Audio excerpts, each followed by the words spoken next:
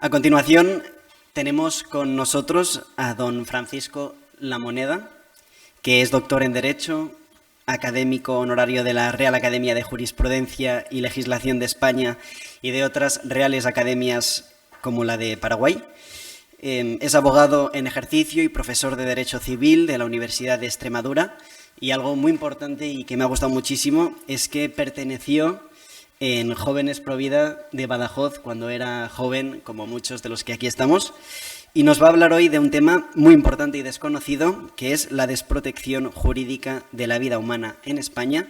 Así que muchísimas gracias, le escuchamos y un fuerte aplauso para don Francisco Lamoneda.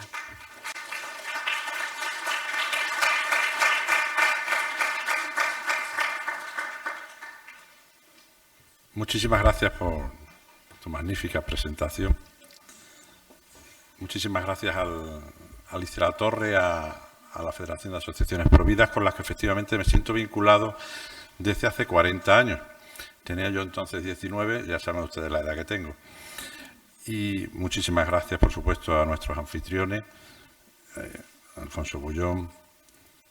Y quería también decirle que me ha impresionado enormemente y entonces venir después de una exposición tan brillante, tan profunda y tan poética como la de José Manuel Cotelo es muy complicado, sobre todo cuando vienes con textos legales en la mano, ¿no?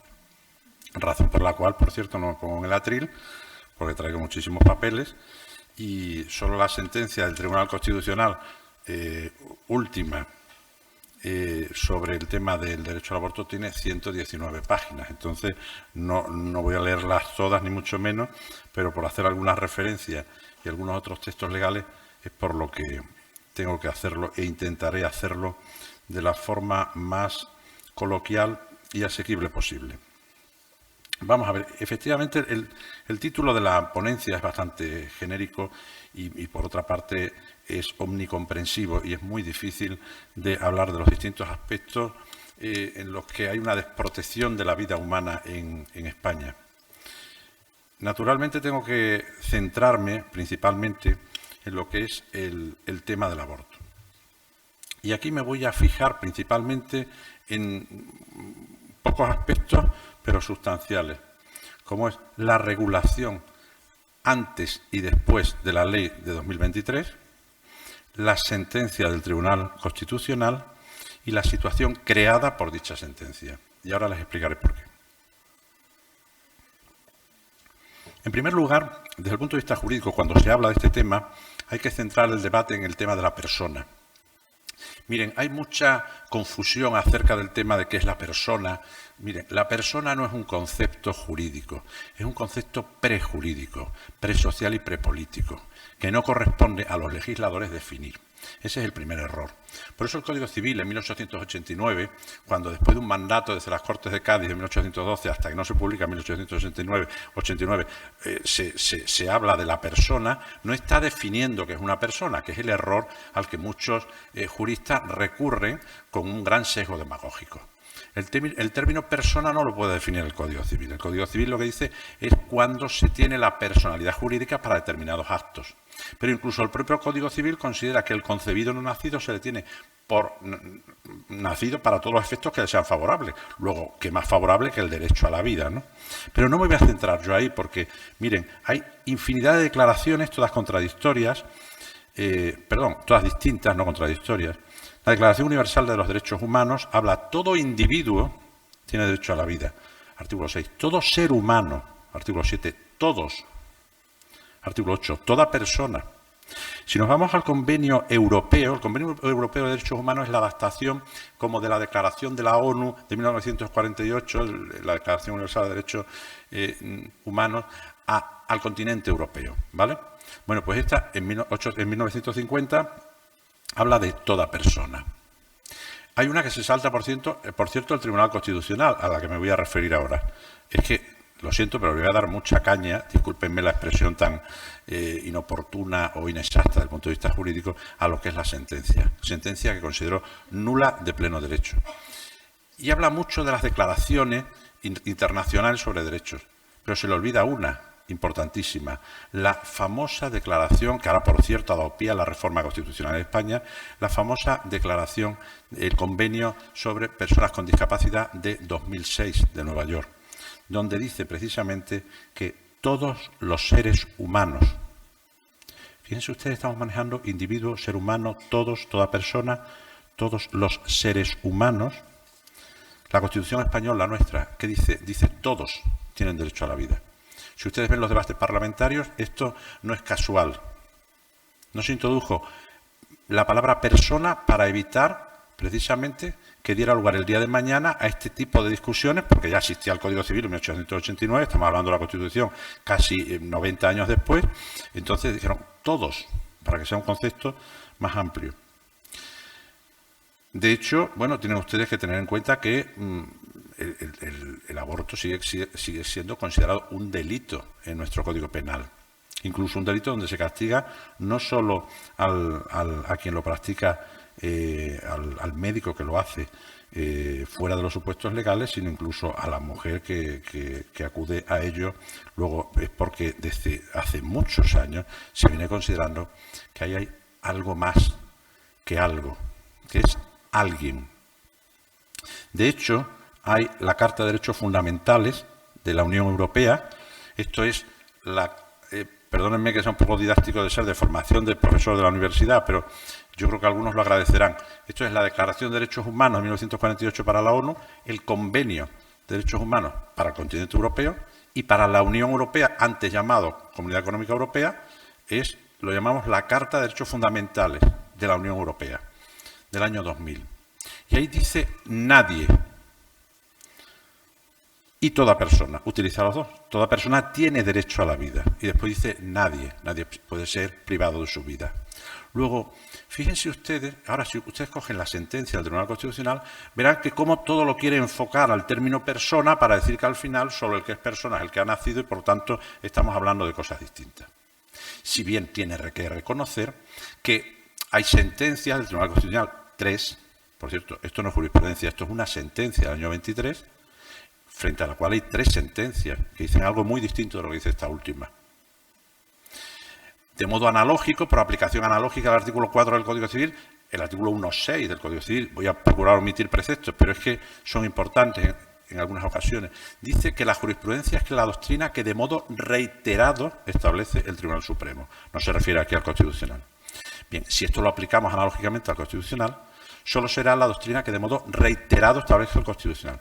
Y la doctrina reiterada, desde la ley, la sentencia famosa del aborto de 1985, otra del 96 y otra del 99, hablan de que se trata de una vida humana en gestación que constituye un bien constitucionalmente protegido. Esta sentencia del 23, la posterior, la del 9 de mayo, a la que me voy a referir después, lo que hace es, basándose en algo, lo coge de forma fragmentaria de aquella sentencia, viene a decir lo contrario. Entonces, pero no he dicho que se anula de pleno derecho por esto, porque diga algo en contradicción con otras anteriores, lo cual ya es bastante grave, sino por algo a lo que me referiré ahora más adelante.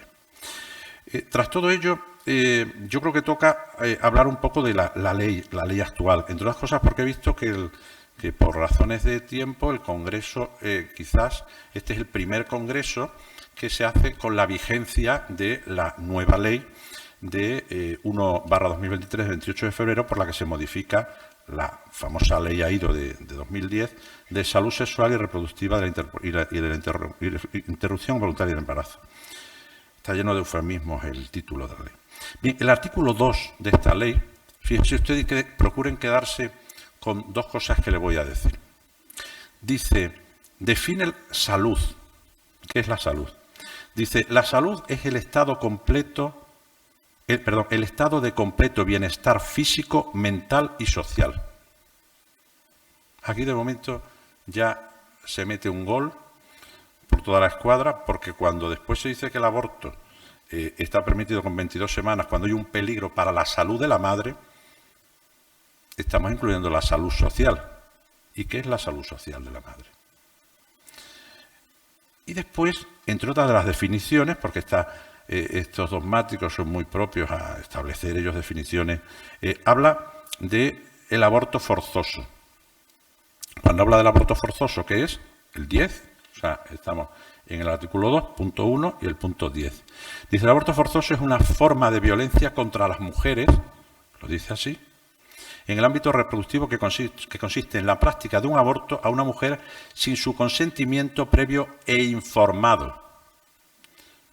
Bueno, pues vamos a ver cómo en la ley el tema de la información verdaderamente es algo que está ausente.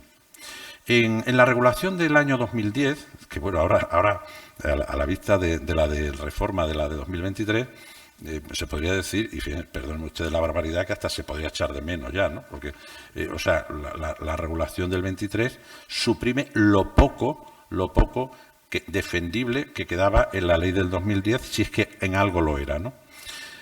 Ya aquí se establecía una barbaridad, que era el hecho de que las mujeres de 16 años, las chicas de 16 años pudieran abortar. Pero establecía la obligación de que los padres tenían que ser, al menos uno de los representantes legales deben ser informados de la decisión. No hacía falta su autorización, pero sí debían ser informados. Esto en la ley del 23 desaparece. O sea, la figura de los padres desaparece. En contra y saltándose a la torera, naturalmente, toda la regulación existente en lo que es la representación legal de los menores de edad que corresponde a los padres, ¿no? Eso desaparece en la legislación, o sea, en la ley del 2013. En el artículo 14 nos habla de que las primeras 14 semanas de gestación del embarazo, estas son libres, es decir, es lo que se llama la famosa ley de plazos.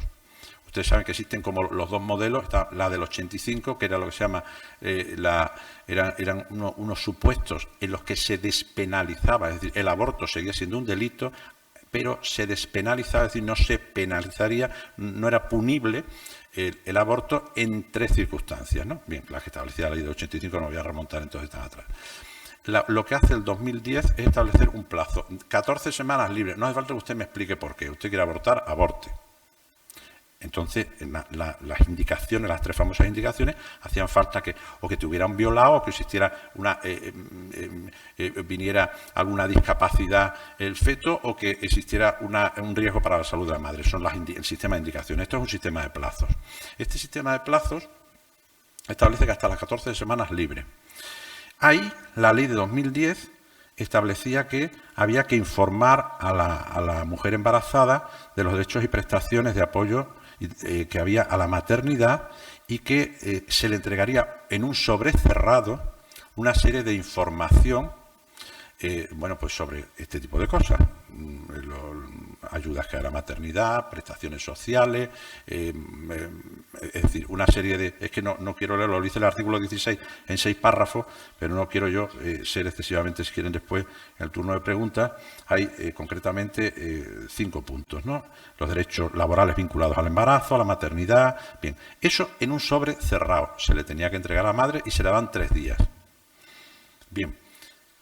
Esto, que ya de por sí era ridículo, porque entregarle a una persona en una situación de estrés emocional, de una presión psicológica, o sea, una mujer que decide tomar una decisión de estas, que es una barbaridad, pues quizá lo más adecuado para informarla no sea darle en ese momento, cuando esté o vaya al médico, un sobre cerrado, ¿no? Sino que la forma más ideal de informarla será pues que un médico le diga verbalmente cuáles son este tipo de ayudas, o cuáles son los inconvenientes o los riesgos físicos, psicológicos o emocionales de un aborto.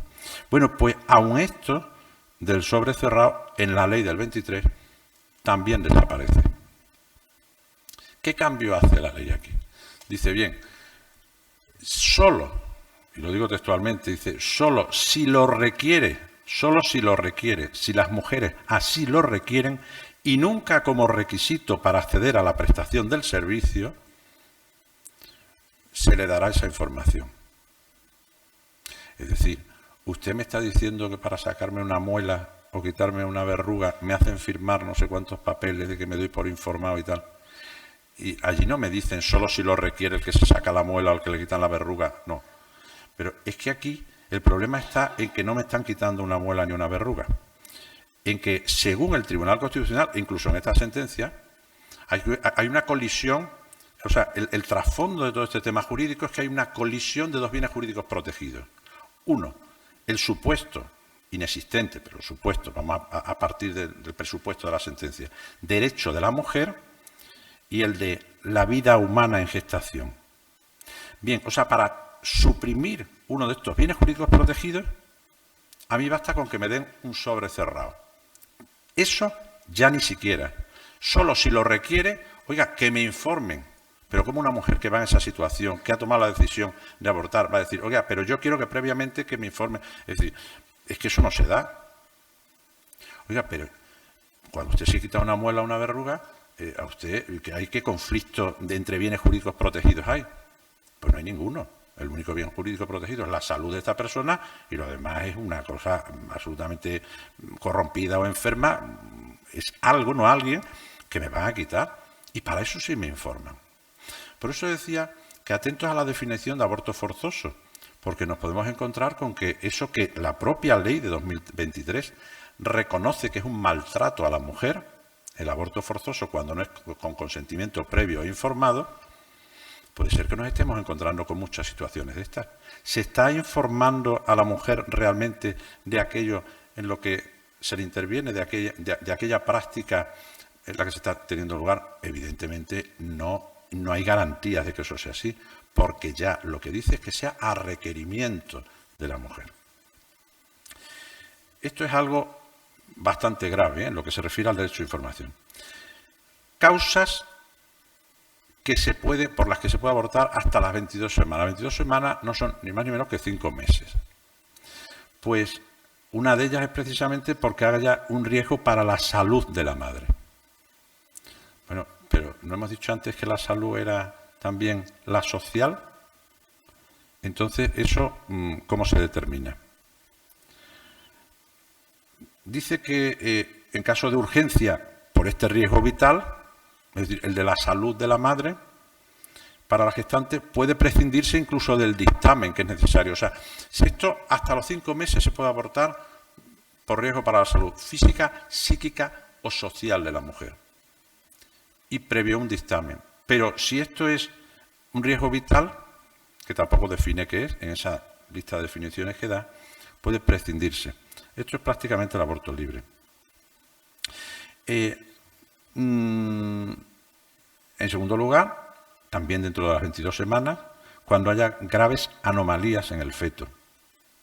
En este caso, nos dice que necesita un dictamen emitido con anterioridad a la intervención por los médicos especialistas. Bien, esto también ha sido modificado ahora por la ley porque es que me refiero a la ley 2010, la ley de 2023, porque realmente la de 2023 lo que hace es una ley orgánica que modifica la de 2010. Es decir, hay que partir del texto de 2010 y hablar de las modificaciones que introduce la del 23. No es una ley orgánica autónoma.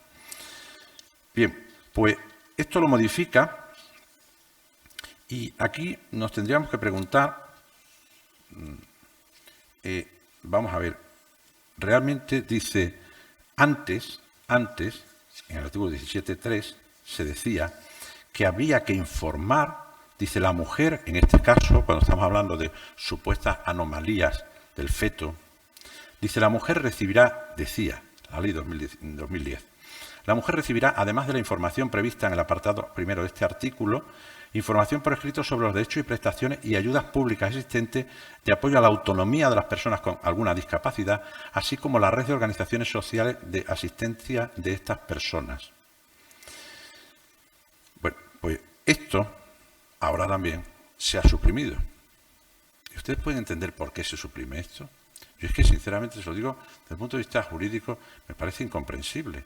Porque los juristas o en derecho, cualquier persona que se dedica al derecho, lo que vamos, y sobre todo el derecho español, que presume de ser garantista, como casi todos los derechos occidentales. Ustedes ven muchas veces que, pero ¿cómo han absuelto a esta persona si prácticamente la grabaron matando? ¿Cómo han absuelto? Bueno, pues porque nuestro derecho requiere unos procesos y unas garantías procesales que quizás a veces pecamos en exceso, pero mejor en exceso que no en defecto. Entonces, los que estamos acostumbrados a este mundo, esto nos sorprende enormemente, ¿no? Entonces, bueno, eso se suprime. Y ahora también se queda al albur de la mujer cuando así lo requiera. Cuando la mujer lo pida se le dará esa información. Vuelvo otra vez al símil anterior, que no quiero reiterarme. Y yo les pregunto, ¿les avisa alguien a estas chicas, a estas mujeres, que pueden requerir esa información? Es decir, hay alguien que diga, oiga, que usted puede, si quiere, yo no le voy a dar la información porque la ley no me dice que la dé, pero yo sí le digo que usted tiene derecho a requerirla. Esa figura ni siquiera existe. Esto es como si tuviéramos una salida de incendios aquí, y nosotros no la anunciamos, ni la ponemos, ni... Oiga, el que quiere que lo pregunte y que la busque. O sea, ¿ustedes se imaginan que estamos hablando, insisto, perdone que sea tozudo y pesado, pero de dos bienes jurídicos que protege nuestra Constitución, que están en colisión, en supuesta colisión? Si me informan ante cualquier nimiedad en la sanidad pública y privada, ¿cómo me pueden decir que cuando se trata de eliminar a un bien jurídico protegido, lo llamen ustedes individuo, persona, ser humano, como lo quieran llamar, que lo llama el Constitucional vida humana en gestación, no vida humana en gestación? ¿Cómo me puede decir que para eliminar eso, solo si lo requiere una chica de 16 años o de 22? Y por último, por lo que se refiere también a las consecuencias, se dice que también se cambia, desaparece. Antes se decía que en todos los supuestos, en la ley de 2010, había que advertir específicamente sobre las consecuencias médicas, psicológicas y sociales de la prosecución del embarazo o de la interrupción del mismo. Eso también se ha suprimido totalmente. Aquí ni a requerimiento ni sin requerimiento. Esto no hay que avisarlo y eso se ha suprimido. Bueno, esa es la regulación actual que nos encontramos con respecto a la ley del aborto. Podría hablarles del qué ha pasado en medio, qué pasó en medio cuando en la época del 2015, cuando se suprimió que pudieran serlo las menores de edad, pero bueno, eso ha vuelto otra vez con que fue otra reforma que hubo en 2015, pero en el 23 ha vuelto a las mayores de 16 años sin necesidad de consentimiento ni de ser informados sus padres. Les quiero hacer un comentario que a ustedes probablemente les va a sorprender. Y de verdad que no hay nada que deteste más que incurrir en ningún tipo de demagogia. Pero es que hay un contraste enorme entre esta regulación que ustedes acaban de escuchar, que yo además la tienen todos ustedes a su entera disposición, con la regulación que se hace en la Ley 42/2007 del patrimonio natural y de la biodiversidad. Las especies autóctonas silvestres está prohibido dar muerte o molestarlas en cualquier fase de su ciclo biológico. Y digo textualmente, artículo 54.5, esta prohibición incluye su retención, captura en viva, la destrucción, daño de sus crías o de sus huevos, aun cuando estén vacíos. El Real Decreto 139/2011, de 4 de febrero, establece un listado de especies silvestres en régimen de protección especial y protege los nidos de golondrinas, aviones, comunes y vencejos cuando están habitados o cuando estén vacíos. Cuando digo nidos me refiero con huevos o sin huevos. Es decir, que un nido vacío tiene una protección, un nido lleno, por supuesto, de huevos, pero los huevos vacíos ya hemos visto que también, y los huevos, por supuesto. Todo esto está entre sanciones de 5.000 a 200.000 euros. Pero es que, tratándose de animales, porque también se da en las plantas y en los hongos, incluidas sus larvas, sus crías y sus huevos, no pueden ser perseguidos o molestados, así como el deterioro de sus nidos, dice el punto B del punto primero del artículo 57. En fin, esto yo creo que es demasiado desagradable, porque además, por supuesto, no tiene nada que ver. Yo soy un amante de los animales y creo que desde luego no hay que protegerlos y me parece fenomenal que haya ciertas regulaciones, pero lo que quiero poner de manifiesto es este contraste tan abismal que sinceramente como jurista no puedo entender la falta de protección de la vida humana que se da en la ley. No me quejo de esta, lo que me quejo es de aquella, ¿eh? Y por eso quiero hacer notar este agravio comparativo. Me voy a referir, en tercer lugar, al hecho de la sentencia.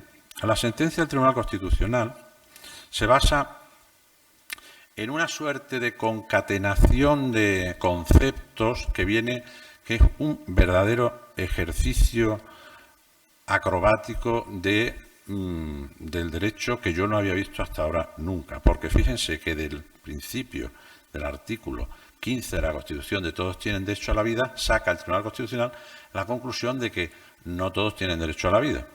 Entonces, porque parte del artículo 10 de la dignidad del ser humano, de la dignidad de la persona que establece el artículo 10 de la Constitución y el libre desarrollo de la personalidad. Por otra parte, el artículo 15, el derecho a la vida y a la integridad física y moral.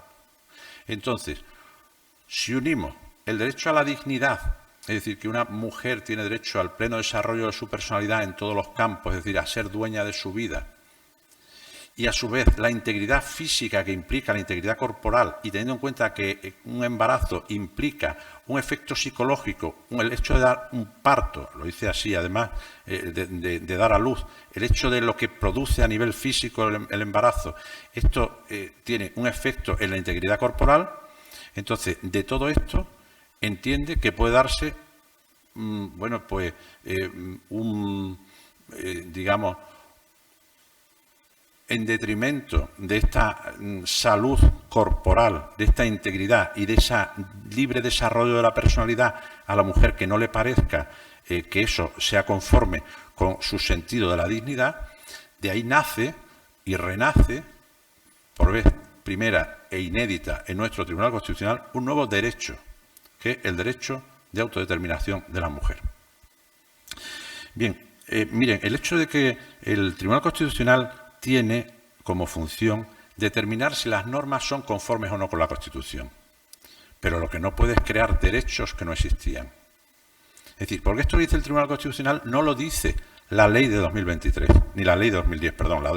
Lo que está, la sentencia, a todo esto tengo que aclarar, la sentencia lo que está es contestando a un recurso de inconstitucionalidad que en su día presentaron 72 diputados del Partido Popular en el año 2010 y que ha tardado 13 años, como ustedes saben, en resolverse. Entonces, estamos hablando de la ley de 2010. Bueno, pues de la ley de 2010, lo que viene a decir el Tribunal Constitucional es que se extrae que hay un derecho de autodeterminación de la mujer para abortar, cosa que no dice por ningún sitio la ley. Entonces, el tribunal tiene que ir artículo por artículo diciendo esto es constitucional o esto no. Lo que no puede es crear un nuevo derecho que ni la ley lo menciona, porque no es un poder legislativo. Pero miren, esto no lo digo yo, que yo no soy nadie, ¿eh? Yo no sobreestimen ustedes el currículum que les han leído y piensen que yo soy alguien autorizado para decir esto. Es que lo dicen los propios magistrados del Tribunal Constitucional. Estos magistrados, o sea, para que ustedes se hagan una idea, el Tribunal Constitucional lo que dice es que la libertad de la mujer le da una autonomía y que de acuerdo con sus propios intereses esto le proyecta, dice, hace un proyecto de vida de la mujer que afecta a su dignidad y eso afecta a su capacidad de autodeterminación. Entonces dice que igual que hemos visto que, que no se puede imponer, fíjense ustedes los ejemplos que pone el Tribunal Constitucional, no se puede imponer la prohibición de convivir con una persona con la que no estás casada, o la imposición del vínculo matrimonial, o la imposición del matrimonio celebrado de forma religiosa, o la de libre elección del cónyuge, pues la procreación, dice, asimismo este tribunal reconoce la libertad de procreación. Pero fíjense ustedes los ejemplos que pone. Dice, y esta procreación condiciona su proyecto de vida. como condiciona su proyecto de vida, condiciona la integridad física y corporal, que tiene una dimensión negativa y una dimensión positiva, como es el derecho de autodeterminación individual. Es decir, al final llega a una conclusión porque crea ex novo un derecho inexistente en la ley y que el Tribunal Constitucional no está autorizado para crear nuevos derechos. Habla del parto, del embarazo, de todo lo que esto supone para la mujer y dice la interrupción voluntaria del embarazo como manifestación del derecho a la mujer a adoptar decisiones con respeto a su propio cuerpo y proyecto de vida forma parte del contenido constitucionalmente protegido en el artículo 15 de la Constitución. Pero oiga, si esto es un delito, en el artículo 144 del Código Penal, ¿cómo pasa una cosa de ser un delito a ser un derecho? Entonces, el Tribunal Constitucional, insisto, se excede de su jurisdicción al hacer estas afirmaciones, que no estaban en la ley de 2010, y lo dicen, insisto, 4 magistrados a los que ahora me voy a referir. Quiero hacerles un paréntesis importante antes de esto. ¿Por qué digo yo y no yo? Porque dicen muchísimos juristas y porque objetivamente esta sentencia es nula de pleno derecho. No por estas afirmaciones, sino porque esta sentencia ha sido dictada, ha sido aprobada en un pleno de 11 magistrados, donde 4 de ellos no podían votar en ese pleno. Y no podían votar porque hay una incompatibilidad y una falta de imparcialidad en 4 magistrados.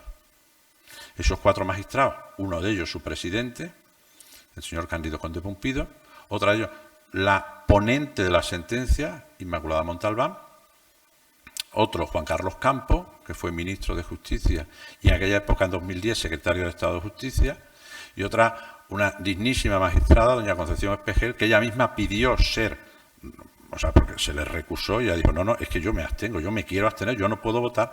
Y ahora les explico por qué. Porque todos estos señores, no porque tengan unas ideas y otras, porque lógicamente todo el mundo, por muy magistrado que sea, pues tiene una serie de principios, de valores, de educación, eso es algo absolutamente inevitable y respetable. No es por tener o ser de un sector u otro, progresista, conservador, que estas cosas aplicadas a la justicia ya de por sí suenan bastante desagradables. No, es porque el artículo 219 de la Ley Orgánica del Poder Judicial, al que se remite la Ley Orgánica del Tribunal Constitucional, dice que no pueden intervenir en las deliberaciones del Pleno del Tribunal Constitucional las personas que, el artículo, y aquí hace en 3 supuestos, el párrafo 6º, el párrafo 13 y el párrafo 16, hayan intervenido de manera directa o indirecta en aquel anteproyecto de ley o en aquellas normas, o sea, en el proceso de la norma. Los que ya hayan intervenido en el proceso de la norma no pueden ser parte después para juzgarla. Bueno, pues estas 4 personas intervinieron directamente en el proceso del anteproyecto y proyecto de ley que están juzgando. El presidente del Constitucional, cuando era fiscal general del Estado y presidente del Consejo Fiscal, fecha 28 de junio de 2009, emite un informe favorable al anteproyecto. Lo tienen ustedes en Internet, el informe.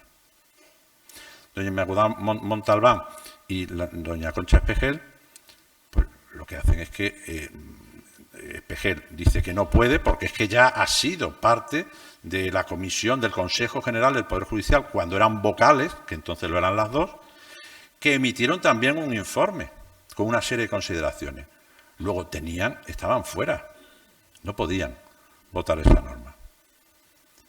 E Inmaculada Montalbán, esta señora, nada menos que era la ponente de esta sentencia, porque había otro ponente, que era Enrique Arnaldo, cuya ponencia fue desestimada y directamente se le encargó a otra persona, porque este señor pertenece al mal llamado sector conservador del Tribunal Constitucional. Y después, Juan Carlos Campos, que había sido ministro de Justicia con el gobierno anterior, pero de este presidente del gobierno, pero que en aquella época de Rodríguez Zapatero era secretario de Estado de Justicia. Y secretario de Estado de Justicia, los secretarios de Estado son los que llevan a los consejos de ministros los proyectos de ley. Es decir, están absolutamente y objetivamente inhabilitados para intervenir en aquel proceso. Pero ¿saben ustedes qué pasa? Que son 12 magistrados, hay una plaza vacante, son 11. Necesitan 2 tercios. 2 tercios de 12, echen ustedes la cuenta. Claro, si están 11, echen ustedes la cuenta. Si recusamos a 4, no se podía votar esta sentencia. Bien, el grupo de diputados que presentó en su día el recurso, presentó un escrito recusando a estos magistrados. No se le hizo caso. Y hay que decir, en honor a muchas personas que están aquí, que se sientan hoy aquí, estoy viendo a Ana del Pino, a Carmen Fernández de la Cigoña, a Alfonso Bullón, por supuesto, y a Alicia Latorre. Es decir, más de 130 asociaciones encabezadas por Asamblea por la Vida, en las que están integradas desde la Federación de Asociaciones Provida, NEOS, One of Us, la ACDP, etcétera, representando a más de 130 asociaciones, presentaron, va a ser el 16 de marzo un año, ante el propio Tribunal Constitucional. Es la primera vez en la historia donde la sociedad civil se moviliza y va a la sede del propio Tribunal Constitucional a decir, oiga, presento una queja porque hay 4 señores, antes de la votación, que no pueden votar en ese pleno. A eso no se ha contestado todavía. Entonces, desde el punto de vista del derecho, existe un vicio de nulidad radical de origen. Un vicio de nulidad radical de origen, porque aquella sentencia se aprobó. Se aprobó porque está ahí. Ahora, bueno, una cosa en derecho puede estar publicada, puede ser nula de pleno derecho. Esto está, tengo que decirles que por el hecho, no por la cuestión de fondo del aborto, sino por la cuestión de la falta de imparcialidad de los jueces, al no haberse abstenido de votar, esto está recurrido en el Tribunal de Derechos Humanos Europeo de Derechos Humanos de Estrasburgo, y puedo anunciarles que precisamente hace 2 o 3 días todas estas asociaciones a las que me he referido anteriormente, y en este caso lideradas por Alicia Latorre, por la Federación de Asociaciones Provida, pero con el respaldo de todas estas asociaciones, ha presentado un escrito de queja al Comisario Europeo de Justicia. El Comisario Europeo de Justicia, para aquellas personas que no estén muy acostumbradas a lo que son las instituciones europeas, son pues como los ministros de cada ramo. El Comisario de Asuntos Exteriores, todo el mundo conoce Borrell, el de Agricultura, el de Justicia. Bien, pues dentro de la Unión Europea tenemos el Consejo de Europa, la Comisión, el Parlamento Europeo, ¿no? Bueno, pues precisamente he dicho el Consejo Europeo y el Consejo de la Unión Europea. Son 2 cosas distintas, pero no voy a entrar aquí ahora. Bien, pues dentro de los comisarios, que sean como los ministros, el Comisario de Justicia ha recibido esta semana, a la que le vamos a dar, por supuesto, en su debido momento, bueno, pues se convocará a los medios de prensa, pero queremos que ustedes tengan la primicia informativa. Ha tenido conocimiento de que esto se ha producido en el Tribunal Constitucional español, en una sentencia que no está hablando de una expropiación de unos cuantos señores o de el derecho a la competitividad de una empresa. No, estamos hablando de la vida humana en España. A su vez, también se presentó ante el Comité de Peticiones del Parlamento Europeo. Hecho esa precisión, y ya voy finalizando, tengo que decirle cosas muy importantes y muy graves que dicen, insisto, si lo dijera yo, esto no tendría validez ninguna, o la que mi familia, mis amigos, o los que me conozcan, o mis alumnos o compañeros, quisieran reconocerme a mí. Lo dicen, en este caso, un voto particular de 3 magistrados actuales que están dentro del Tribunal Constitucional. Y fíjense lo que dicen. Yo esto no lo había visto nunca en una sentencia del Tribunal Constitucional. La Constitución, dicen, no es una hoja en blanco que pueda reescribir el legislador a su capricho, así como tampoco es una hoja en blanco que pueda reescribir sin límites su supremo intérprete, que es el Tribunal Constitucional. Para ello está previsto la reforma de la Constitución. La Constitución no solo impone límites al legislador, si no, no sería una Constitución, sino que impone límites también al Tribunal Constitucional. Ni el legislador ni este tribunal pueden sustituir al poder constituyente, erigiéndose en una especie de poder constituyente alternativo, pues se quebrantaría el mismo concepto de Constitución. Si ustedes esto me lo oyen decir a mí esta tarde aquí, dirían, bueno, este hombre quizá un poco exagerado, a lo mejor se está pasando, o puede ser un poco extremista, o a lo mejor lo están diciendo 3 magistrados de aquí al lado, que están actualmente dentro del Tribunal Constitucional. Ellos mismos están denunciando lo que se produce en esta sentencia. Dice, se apoya en la doctrina de la sentencia de 1985 cuando le parece oportuno. Palabras textuales de ellos. Dice, no se olvide que la propia ley orgánica del Tribunal Constitucional, en su artículo 13, veda, es decir, impide a la Sala que se aparte de la doctrina del Constitucional precedente. Le está diciéndole que tú no puedes decir cosas contrarias de lo que aquí ya se ha sentenciado respecto a esto, que esto es cosa juzgada, que hay jurisprudencia. 1985, 1996 y 1999. No digo las fechas, pero si alguien me lo pide, se las doy. Y claro, estos tribunales, estos magistrados están diciendo, pero bueno, esto es inédito, ¿no? Dice, esto es articular un pretendido nuevo derecho categorizado como fundamental, como es el caso del derecho de la mujer al aborto. Dice, el Estado tiene la obligación de establecer un sistema legal para la defensa de la vida, deber de protección que, dado el carácter fundamental de la vida, tiene que incluir como última garantía la punición de aquella. Dice otra cosa que es también gravísima. Dice, este tribunal se está excediendo de sus funciones. Bueno, ¿y cuando eso pasa, qué ocurre? ¿Qué consecuencias jurídicas? Estamos en derecho. A ver si resulta que para las cosas menores estamos, para el comité de competición o para no sé qué, otras chorradas que habitualmente nos asaltan en la vida y que vemos que todo el mundo es muy purista, y ahora resulta que estamos hablando de la vida humana del Tribunal Constitucional y aquí se están saltando barreras elementales. Dice, se están, dice estos magistrados, excediendo el alcance y los límites del control de constitucionalidad que corresponde a este tribunal. Dice, es reconocer un nuevo derecho fundamental que identifica como el derecho de autodeterminación a la interrupción del embarazo. Dice, con ello, dice, a socaire de la interpretación evolutiva de la Constitución, se da un paso más y se sitúa, fíjense, fuera de los márgenes. Es decir, está diciendo que la sentencia, nos están diciendo magistrados dentro, que esta sentencia se sitúa fuera de los márgenes del control de constitucionalidad que corresponde a este tribunal, pues reconocer derechos fundamentales es una potestad del poder constituyente, no del poder constituido como el constitucional. Del poder constituyente es cuando se reunieron las Cortes e hicieron la Constitución.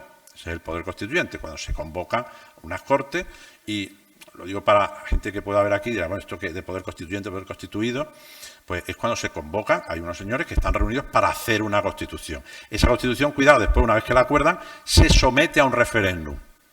Entonces está diciendo, oiga, que esto no le corresponde a ustedes, señores, aquí, que somos 4 o 5 o 7 o 11 del Tribunal Constitucional, crear nuevos derechos constitucionales, que esto no es un poder constituyente. Dice, no le corresponde al Tribunal Constitucional, por lo tanto, reescribir la Constitución para crear, descubrir o deducir nuevos derechos fundamentales, sustituyendo al poder constituyente. Entonces, esto es una denuncia que se hace dentro de los propios magistrados del Tribunal Constitucional. Y ahora me voy a referir también, porque lo dice con mejores palabras que yo, indudablemente, la propia ponente, la propia magistrada que emite otro de los votos particulares, que es a la que me he referido anteriormente, la magistrada Concepción Espejel, donde, además de referirse a todos estos extremos que coincide con sus compañeros los anteriores, pero dice dice, la vida humana, señala aquí la sentencia de 1985, comienza con la gestación, en el curso de la cual, esto que voy a leer lo dice la sentencia de 1985. Dice, comienza con la gestación, en el curso de la cual una realidad biológica va tomando corpórea y sensitivamente configuración humana. Luego, la dependencia de la madre no convierte al nacituro en una parte de la madre. El concebido, el hecho de que esté físicamente alojado en su cuerpo, no lo convierte en parte de su propio cuerpo. Bien, y dice una cosa de cajón, pero en la que casi nunca caemos, que es la función del padre. Dice, la evidente y reconocida perspectiva de género que inspira la ley orgánica impugnada se refleja en la ausencia referida alguna al padre o presunto padre y en general al varón, lo que no deja de ser contradictorio con todas las reformas legislativas que han introducido medidas dirigidas a lograr la implicación de los varones en condiciones de igualdad con las mujeres en la crianza y cuidado de los hijos. El mencionado enfoque como derecho de autodeterminación de la mujer fomenta la irresponsabilidad del varón en las consecuencias de las relaciones sexuales. Considero que la construcción efectuada en la sentencia contribuye a perpetuar la devaluación cultural de la maternidad en la medida en que apunta a la asimilación del embarazo a una vulneración del derecho a la integridad física o moral o a un trato inhumano o degradante, algo que jamás puedo compartir. Y ya por último se refiere, son 30 y tantas páginas solo de voto particular, se refiere a lo que es la falta del adecuado derecho de información al que me he referido anteriormente, donde dice que el artículo 17 dice se limita a poner a disposición de la mujer por escrito y en un sobre cerrado una información estereotipada, en vez de optar por una información verbal en la que la embarazada pudiera conocer de modo comprensible las alternativas existentes para su caso concreto y plantear las dudas que pudiera tener. Tengan ustedes en cuenta que esto lo dice de la ley de 2010, pero que cuando ya lo dice, esto ya ha desaparecido porque la ley del 23 ya lo había suprimido en febrero de 2023. ¿Por qué entra el Tribunal Constitucional a determinar la constitucionalidad o no de preceptos que ya habían desaparecido? Bueno, pues esta es otra de las grandes interrogantes que quedan, que es una interrogante que tiene respuesta que yo no se la voy a dar ahora porque evidentemente está más que clara, ¿no? No quiero extenderme más porque podría estar hablándole de esto y de bastante más. Habría que decir algunas cosas de la eutanasia, pero prefiero que si, no lo sé si está previsto en el coloquio, algún turno de esto no está previsto. Bueno, pues entonces, disculpen ustedes que de forma atropellada les haya dicho lo que les he querido decir, pero es que el tema es extraordinariamente amplio y complejo, por lo cual les ruego mis disculpas y a su vez les reitero mi agradecimiento. Muchas gracias.